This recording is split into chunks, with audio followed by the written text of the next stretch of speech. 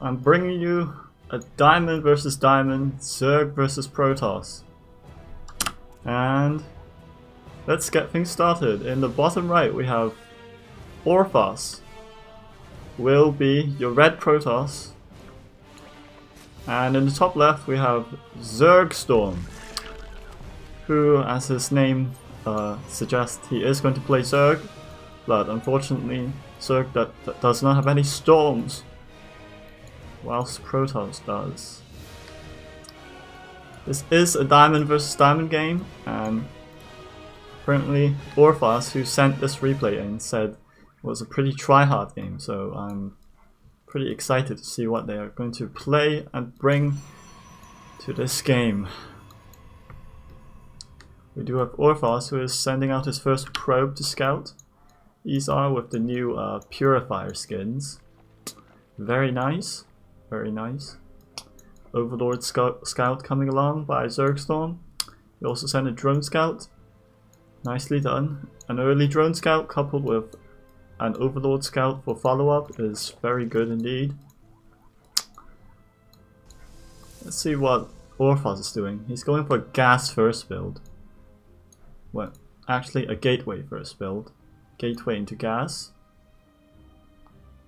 Nicely, he's going to expand with his next 400 minerals. And the probe just got bopped one time by a drone. We do see the spawning pool coming up slightly later than usual. It is a hatch first from ZergStorm. Another Overlord coming across the map.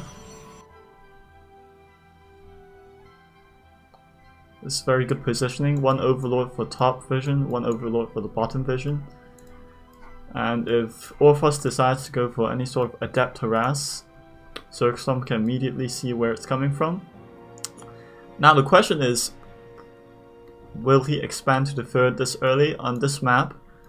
This map is one of the maps with a very safe third expansion, albeit perhaps a little bit exposed to aerial harass and aerial drops, but it should be fine for the time being, as Orthos has no intention of building any oracles. And he's just going to go for a depth first. And the depth first, maybe he'll try to scout a little with it, and probably try to harass as well. It is curious. For ZergStorm, his first queen is just about halfway done, and Orthos is still scouting around with his probe, which does have 5 minerals in its hand, by the way. The Zerglings, I'm not sure whether Zerglings are slightly faster than workers. If I'm not mistaken, yes, they are very slightly faster than workers, but when Zerglings do attack, they will stop moving for a short period of time, so it can't really catch up with the probe. The adept is shaded to this area, presumably to try and scout out something. Oh, there goes the shade again. And there is the wall off by Orthos, so the Lings cannot get into the second base. It looks like an adept did made ZergStorm pull back his drones there for a while, and the queen unfortunately is not coming down to help. Instead, ZergStorm is going to rely on his second queen, which is just about to come out. Orthos could have done a little bit more harass there, but I guess he was afraid of some Lings popping up. But he did see the Lings were on the other side of the map, so that wouldn't really be a great deal. We do see ZergStorm taking the third base in this location instead of this location, which is more protected from ground attacks.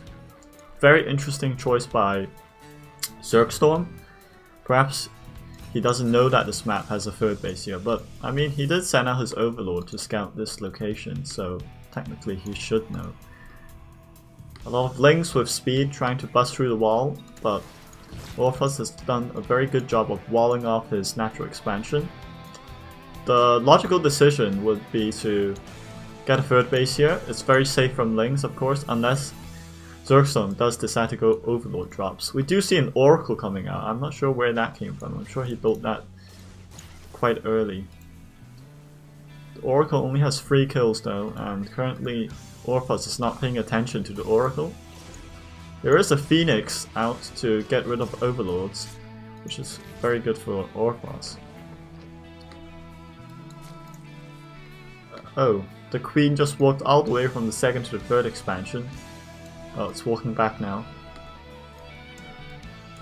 I'm not sure what these drones are for. Very interesting journey they're going through the deep swampy waters of the map, and Adept does not shade back, and the drones are, looks like it's misrallied. Poor ZergStorm, he was just flustered there for a while. Rallied his drones across the map. Brave man. Oracle is hanging out right here. There's a Baneling that's going down. Not sure why he's building it in third base either. That is quite an... Oh, but Lings. You get a very good surround here. But the Oracle is here to help, and the Oracle, even though it does require energy to shoot its pulsar beam, that was not enough for orthos. He could not... The Lings did get a good surround, but unfortunately it looks like orthos is going to head back home with his Oracle before turning around. He is building a shield battery here. He's quite afraid of some potential Ling run-bys, and a shield battery with an Adept in this position, it is very hard to break indeed. Restores 3 shields per 1 energy, so it can restore up to a maximum of 300 shields with its full energy potential. And the Baneling Nest is already complete, and will ZergStorm try to morph in a few Banelings and try to bust down the wall. We do see orthos taking his third base in the preferred location of this area, and the Lings once again cannot bust through the wall, but we do see some DT harass, but the DTs just get murdered by the Hydralisks. Another Ling run by. These Lings are just going on a suicide mission. I'd rather see them in more... What are these Zerglings doing? I have no idea. But at the same time, we do see some Oracle harass, as well as a Warp Prism, which did warp in 2 Zealots and a DT. Double Oracles, and unfortunately there's no way to get rid of this Overlord. And of course, ZergStorm does not know that DTs are being warped in, but he can make an assumption about that. Zealot sent into suicide, a very clever move by orthos designed to distract ZergStorm from absolutely nothing. Instead, orthos opts to go Archons instead. Perhaps we'll see some Archon drop happening. At the meantime, we do see ZergStorm starting up his Hydralisk upgrades. He is still only on 3 bases though, that is the problem. He should really just build another base here. He should put a few Spore Crawlers in this location and just send like a few Zerglings to defend it. That would be pretty good. These Zealots are being morphed in, and orthos does realize that ZergStorm, it does indeed not have a 4th base here. However, the Hydralisks do catch the Warp Prism, but that was all a distraction, and the Zealots are going to get quite a lot of value. And we do see 2 Evo Chambers coming up here. Zealots are very tanky, but unfortunately Hydralisks, they are much better. And it looks like orthos is just trying to suicide units here and there. The Warp Prism was not moved, perhaps a second too late. If he had managed to drop the Archons whilst simultaneously attacking the second base, he would have gotten a lot of damage then. We do see some fancy Archon Warp Prism micro there, but Warp Prism nearly dies. Oracle is sent in to commit suicide. Classic move indeed. And orthos, he's just building up more gateway units. He's getting an Immortal, even though Immortals do not counter Hydralisks. He is getting Blank so far, but we haven't seen any Stalkers morphed in so far this game, so a very curious upgrade. Not sure what he's going to do with it, if he's just going to continue morphing in Zealots. I would love to see him add on a Robotics Bay and add on some more Colossi. 1 or 2 Colossi are sufficient, but I guess he wants to make more Archons possibly. Immortals, a questionable choice of course. Perhaps he was thinking that ZergStorm might go Roaches. But it looks like ZergStorm, he's just going to stick to his HYDRA LING Bane composition. A very common army composition nowadays. And the HYDRAlists, they're just staying here, they're not moving, they're afraid of that Warp Prism drop. And I'm not sure where the Warp Prism went either. Warp Prism is still here, unfortunately. Oh, but ZergStorm, he gets the lucky snipe on that Warp Prism. That is very lucky for him. He won't have to be dealing with those Archon drops anymore. He's just free to run across the map now. ZergStorm is in the supply lead with 140 to 120 supply in favor of ZergStorm. But so far, none of these players, ZergStorm hasn't gotten any of the missile attacks or carapace upgrades yet. But orthos, he does have the ground weapons level 1 for Protoss, and a revelation does reveal where the army of ZergStorm is headed. But the question is, can orthos stop this? He does not have Storm yet, although I'm quite... Nope, he's not researching Storm. Oh wait, what? Oh, the Storm just completed, and unfortunately ZergStorm cannot... Wait, if ZergStorm simply just tries to aim move through this, I'm sure he could take the fight. This is nothing. These Immortals, they're just paper to HYDRAlists. Go on, ZergStorm, you can do it, my man. He attacks he attacks the Immortals, he attacks the Archon. Focus fire the Archon first, get the LING surround. That's very good for ZergStorm indeed. But it looks like the Protoss reinforcements are just too much for that HYDRAlist army. And ZergStorm is just continuing to macro up. He's macroing pretty well for a diamond player, and he's getting more and more HYDRAlists. He's making 10 HYDRAlists and 10 Zerglings.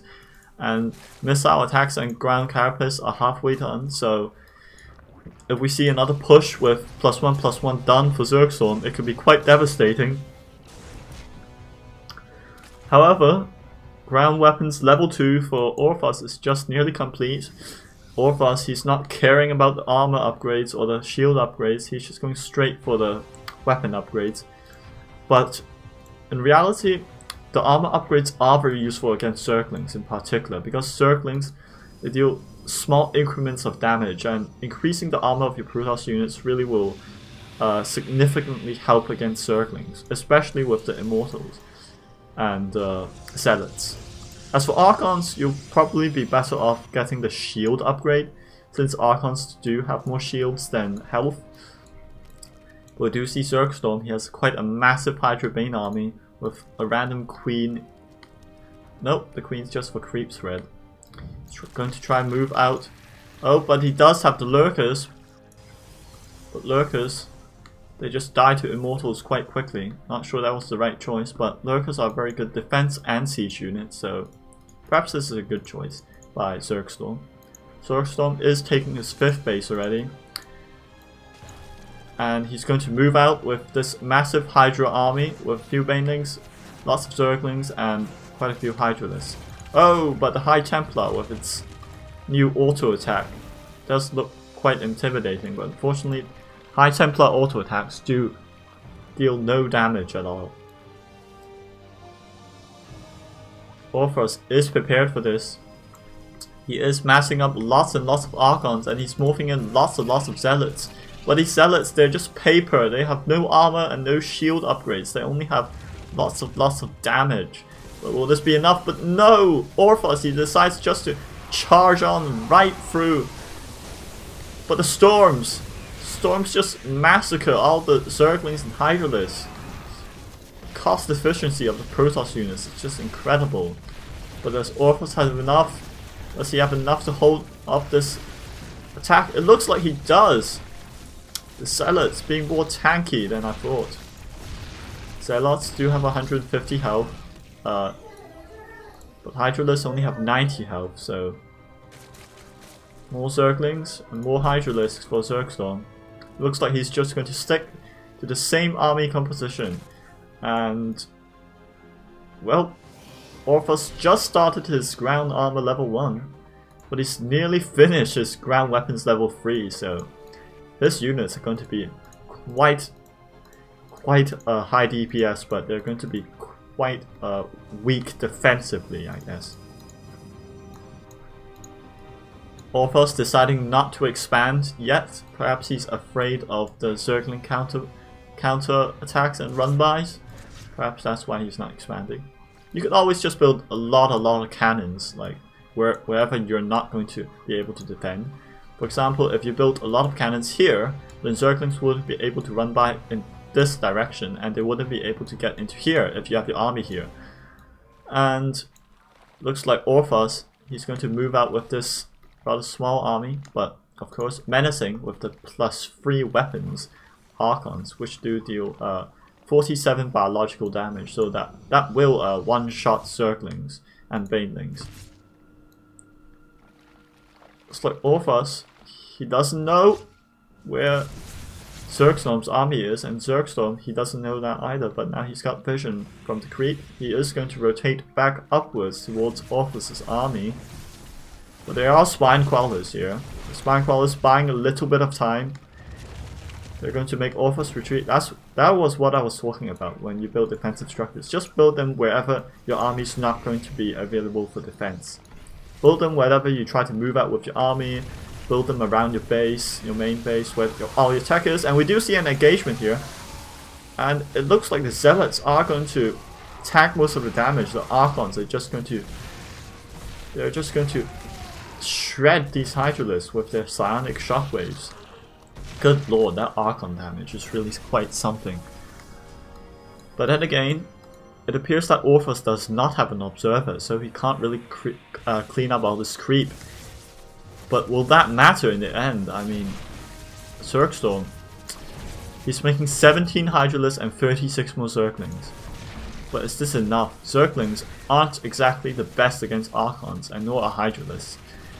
I would have loved to see some Roaches as well from ZergStorm. That would be quite good at tanking up the damage for the Hydralisks in order to deal damage.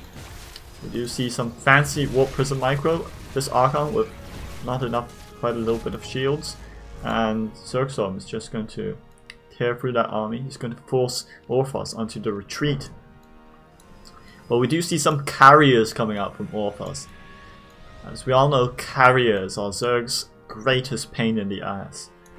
Carriers, they just deal so much damage. Well, not a lot of damage, but they're very durable, and they need to be constantly focused fired, or else your units will just keep attacking the interceptors. We do see ZergStorm continually spreading creep. This is very good indeed. The more vision you have, the better. I would really love to see for ZergStorm to send some Zerglings to the watchtower, so he has total vision of the map. We do see Orthos starting up his 5th base right now. Perhaps a little bit late.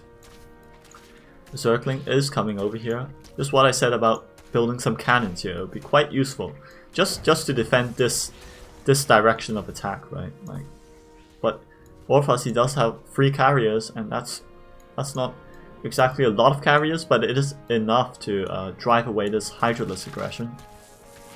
The probes are going to destroy the Zergling with their particle beams, and we do see some Banelings being morphed in, and instantly Orthos cancels that base. He knows, but the Hydralisk, they're on the retreat. Revelation is used. Zealots. Oh, but the Zealots, some of them just get destroyed by the Banelings.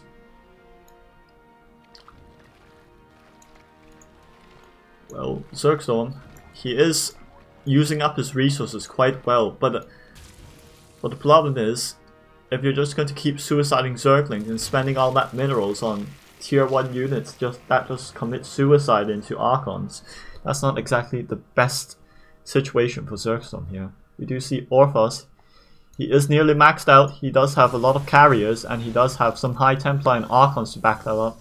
This is a very scary army for Orthos indeed. He's starting up his 5th base game, and Orthos, he's trying to get a good angle, he's trying to get a good engagement. He wants to force ZergStorm to take this engagement, because ZergStorm is transitioning Corruptors, but he doesn't have enough Corruptors yet. So if Orthos makes a more offensive move towards ZergStorm's army, he might be able to take the fight.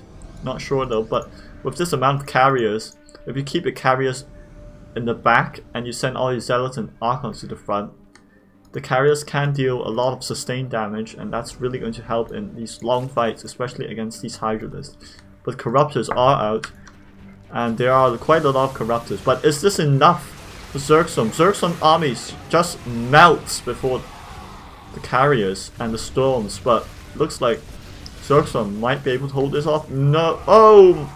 He snipes the Warp Prism, which was just warping in a lot of reinforcements. But is ZergStorm focus firing them? Oh, but orthos, he knows that he couldn't take that engagement. He recalls immediately to his 5th base, and he tries to build up that army again.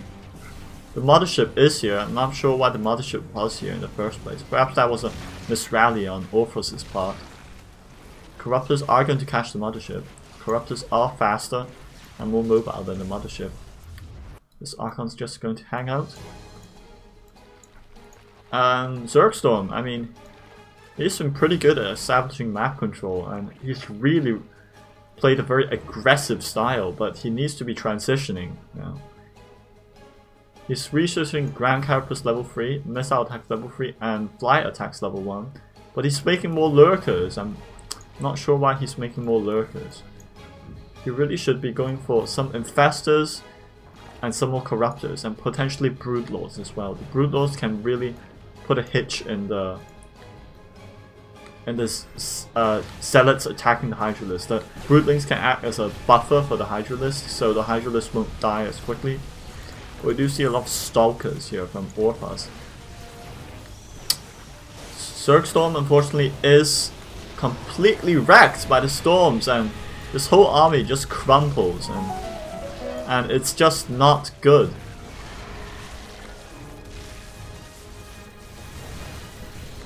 Unfortunately, he's just sending more and more Zerglings in to die, and ZergStorm knows that it's up, and he taps out. He taps out indeed. Very well played by both players. And orthos, he transitioned quite well into carriers and a lot of Archons, but unfortunately ZergStorm didn't really want to transition at all, and he just kept with his HYDRA LING army, which didn't really have a lot of banelings, and he just simply teched up too late. orthos does manage to take this, and well played to both players. And thanks for watching, and I'll probably cast some more games in the future, so stay tuned for that, and do subscribe to my YouTube channel. Thank you. Bye.